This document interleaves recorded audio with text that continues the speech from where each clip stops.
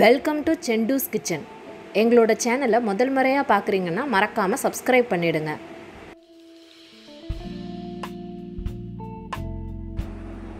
இன்றைக்கி செண்டூஸ் கிச்சனில் பைனாப்பிள் கேசரி எப்படி செய்கிறதுன்னு பார்க்கலாம். நாம் எப்போதும் வீட்டில் சர்க்கரை ரவா வச்சு கேசரி செய்வோம். ஆனால் இந்த கேசரி பைனாப்பிள் சேர்த்து செய்கிறதுனால இதனோட டேஸ்ட்டு டிஃப்ரெண்ட்டாக சூப்பராக இருக்கும். பைனாப்பிள் கேசரி செய்கிறதுக்கு ஃபஸ்ட்டு பைனாப்பிள் ஜூஸ் ரெடி பண்ணிக்கிடலாம். ஒரு 5 பேருக்கு கேசரி செய்கிறதுக்கு ஒரு பாதி பழம் போதும். பைனாப்பிளோட ஸ்கின்னெல்லாம் ரிமூவ் பண்ணிவிட்டு இந்த மாதிரி சின்ன சின்ன பீஸாக கட் பண்ணி எடுத்துக்கிறணும். இப்போ இந்த பைனாப்பிளை ஒரு மிக்ஸி ஜாரில் போட்டு தண்ணி சேர்க்காம ஜூஸ் ரெடி பண்ணிக்கலாம். ஜூஸ் ரெடி ஆயிடுச்சு. இதை ஃபில்ட்ரு பண்ணி எடுத்துக்கிடுவோம். அப்படியே சேர்த்தோம்னா சக்கையாக இருக்கும், அதனால் இதை ஃபில்ட்ரு பண்ணி எடுத்துக்கலாம்.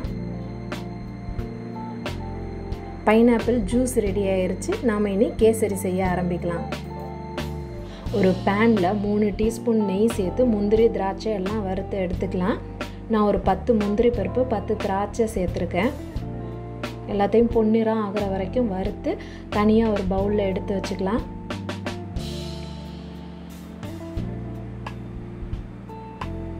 அதே நெய்யில் 1 கப்பு ரவை சேர்த்து நல்லா வறுத்துக்கிறணும். நான் பெரிய ரவை தான் எடுத்துருக்கிறேன்.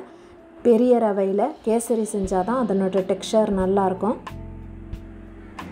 1 கப்பு ரவா எடுத்துருக்கிறதுனால 2 கப்பு தண்ணி சேர்த்துக்கலாம். தண்ணி நல்லா கொதித்த உடனே 1 கப்பு சர்க்கரை சேர்த்து அது கூட 1/4 டீஸ்பூன் ஏலக்காய் தூள் சேர்த்து நல்லா கொதிக்க விடணும். சர்க்கரையெல்லாம் நல்லா கரைஞ்ச உடனே நம்ம ரெடி பண்ணி வச்சுருக்கிற பைனாப்பிள் ஜூஸை இப்போ இது கூட சேர்த்துக்கலாம். ஒரு கொதி வந்தனோட நம்ம வறுத்து வச்சுருக்கிற ரவாவை கொஞ்சம் கொஞ்சமாக சேர்த்து கைவிடாமல் கிண்டணும், இல்லைன்னா கட்டி பட்டுக்கிறோம்.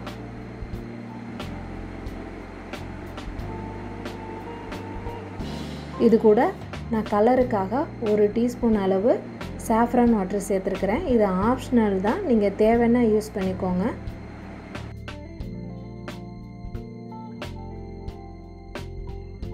இது கூட வறுத்து வச்சுருக்கிற முந்திரி பருப்பு திராட்சை எல்லாம் சேர்த்து நல்லா மிக்ஸ் பண்ணி விடணும். இதை ஒரு 2லேருந்து 3 நிமிஷம் வரைக்கும் அப்படியே வேக விட்டுக்கலாம்.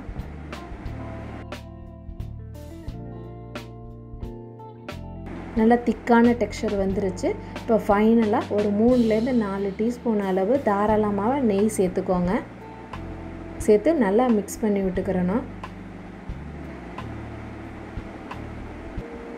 இந்த மாதிரி தவாவில் ஒட்டாத ஸ்டேஜ் வந்த உடனே நம்ம ஸ்டவ் ஆஃப் பண்ணிடலாம்.